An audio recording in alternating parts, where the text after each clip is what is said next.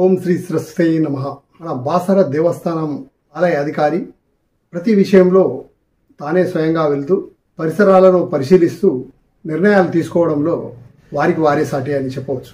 మన గోదావరి నది తీరంలో మొత్తం ఘాట్లన్నీ కూడా వారు శుభ్రం చేయడం, వారి పనితీరు పట్ల అందరూ హర్షం వ్యక్తం చేస్తుంటే కొందరు మాత్రం ముక్కిర్చుకుంటున్నారు. అది ఇలా ఉండగా ఈరోజు వేదశిల పూర్వం కంకణ్ బండ అని అనేవారు. కనకము అంటే సువర్ణము అంటే బంగారు రాయి అని అర్థం. రాను రాను అది కనకన బండ అలాగా మారింది.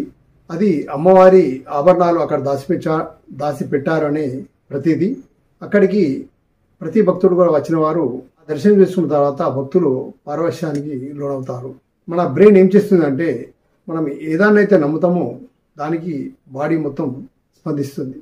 ఉదాహరణకు చింతపండు పుల్లని వస్తువు మనకు ముందర కళ్ళకు కనబడితే నోటిలో లాలజలం వస్తుంది. అది అక్కడ ఉంటుంది కానీ మన నోట్లో లాలజలం వస్తుంది. అంటే కనెక్టెడ్. మన బ్రెయిన్ ఏ విధంగా ఆలోచిస్తుందో అదేవిధంగా మన బాడీ సహకరిస్తుంది. దేవభక్తిలో సంపూర్ణంగా మునిగి ఉన్న వారికి ఫలితం తప్పకుండా లభిస్తుందనడానికి ఇదో నిదర్శనం. మంచితనము, మనిషిలా ప్రేమించుకునే విధానాలు ఈ గుళ్ళో ఒక్కటే సాధ్యమవుతాయి. ప్రపంచానికి సనాతన ధర్మం అన్నదే ఆయువు పట్టడానికి ఎన్నో నిదర్శనాలు ఉన్నాయి. ఈ మన బాసరలో నిజాయితీ గల ఆఫీసర్ వచ్చారు. వారు చేస్తున్న పనులకు కొందరికి నచ్చడం లేదు. గతంలో కూడా ఇదే విధంగా రెవెన్యూ అధికారి వెంకటేశ్వర్లు ఇక్కడికి వచ్చి ఇక్కడ ఉన్న అవినీతి అప్పుడైతే చాలా ఉండే, ఆ అవినీతిని మొత్తం కూకటి వేళ్లతోని పెకిలించారు. ఆయనకు 9 నెలల్లోనే ఇక్కడ ఉన్న దుష్ట నాయకులు వారిని ట్రాన్స్ఫర్ చేయించారు. ట్రాన్స్ఫర్ చేయడమే కాదు, వారికి సాయంకాలం ఆర్డర్ తీసుకొచ్చి సాయంకాలమే మీరు రిలీవ్ కావాలంటూ లోకల్ నాయకులు నిల్చొని చేయడం అనేది ఎంత విడ్డూరం. గ్రామంలో ఉన్న వారు ఎవరు కూడా పట్టించుకోవడం లేదు. ఎన్ని రోజులు ఇదో నియంత పాలనగా జాగుతుంది మన బాసర్లో. ఓ అధికారి ఒక నాయకుడు చేస్తున్న తతంగాలు ఇంత కావు. మన బాసర ఆలయ ప్రతిష్టను కూడా భంగం కలిగించే విధంగా, ఆలయ ఆస్తిని దోచుకునే విధంగా వాళ్ళు చేస్తున్న చేష్టలకు మన బాసరలో ఎవరు కూడా నోరు మెదపడం లేదు. ఎవరన్నా నోరు మెరిపారా వారిపైన కేసులు, అన్ని తప్పుడు కేసులు, బనాయించే కేసులు, భయభ్రాంతులకు గురి చేసే విధంగా ఎవరు కూడా నోరు మెదపడం లేదు. నిజాన్ని మాట్లాడడానికి కూడా భయపడుతున్నారు. మన బాసర గ్రామంలో ఉన్న లక్ష్మీకాంత్ సౌకారి వారు వ్యాపారంలో దిట్ట. ఆయన దైవభక్తి అంటే ఆయనకు ఎనలేని ప్రేమ. వారు ఇప్పుడు మంచి ఆఫీసర్ వచ్చారు కాబట్టి వారు ఆఫీసర్ని సలహా సూచనలు ఇస్తూ దేవాలయాల్లో ఏ విధంగా శుభ్రంగా ఉండాలి అనే విషయాలను వారు సూచిస్తూ వారు సొంత డబ్బును కూడా వారు వెచ్చించడానికి వారు ముందుకు వస్తున్నారు. ఇలాంటి మంచి వ్యక్తులు మన బాసరలో ఎందరున్నారు. కాకపోతే ఈ చెడ్డ నాయకుల వల్ల వారు ముందుకు రాలేని పరిస్థితి ఏర్పడుతుంది. యువకులారా, మీరైనా ముందుకు రండి. ఇలాంటి వారికి మీరు ధైర్యం కల్పించండి. ఆలయ అధికారికి సపోర్టుగా నిలవండి. ఇప్పుడు ఆలయ అధికారి చేసే మంచి పనులకు కూడా కొందరు వ్యతిరేకిస్తున్నారు. మనం ఆలయ అధికారికి సపోర్టుగా నిలవాల్సిన సమయం ఆసన్నమైంది. లక్ష్మీకాంత్ సౌకారి ఈరోజు భక్తులను తీసుకువచ్చి దర్శనాలు చేయించారు.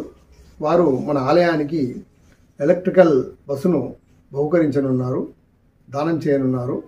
ఇలాంటి వారికి ప్రోత్సహించండి. మన అధికారి కూడా ఇలాంటి వారికి సన్మానం చేయడం కూడా జరిగింది. త్వరలో మనకు ఆలయానికి ఎలక్ట్రికల్ బస్సులు 2 రాబోతున్నాయి.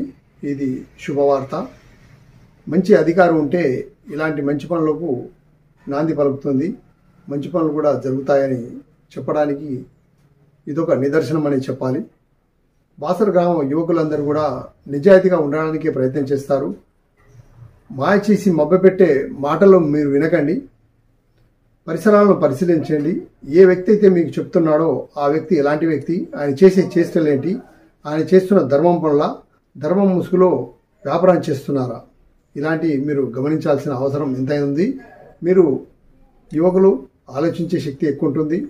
నిజాలను కూడా పరిశీలించే జ్ఞానం బాగుంటుంది. మీరు పరిశోధించే దిశగా ఆలోచిస్తే ఈ చెడు నిజాలు అన్నవి బయటపడతాయి. ఎందరో బురద చల్లే ప్రయత్నాలు చేస్తారు.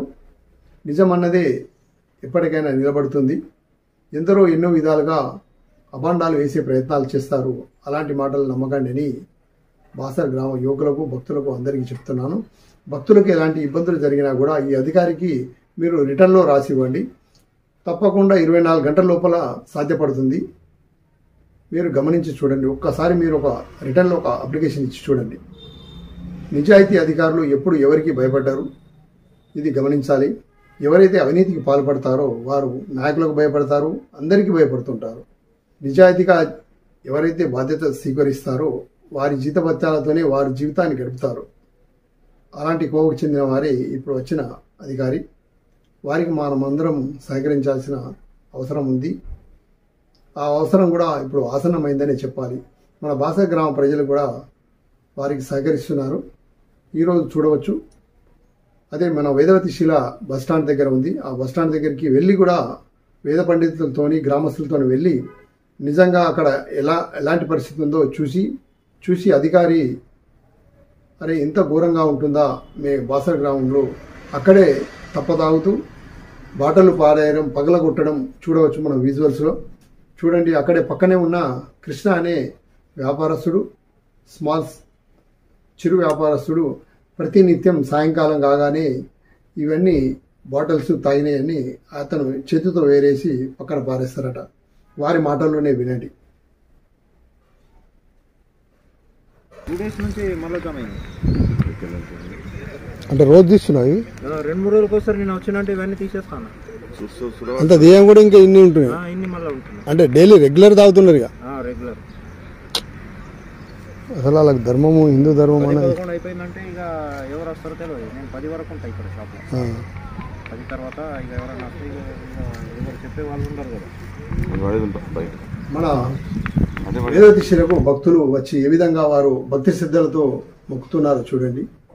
మన బాసర వాసులకు తాగడం ప్లేస్ ఎక్కడా లేనట్టు ఇక్కడ కూర్చోవడం అన్నది ఎంతవరకు మంచిదో ఆలోచించండి.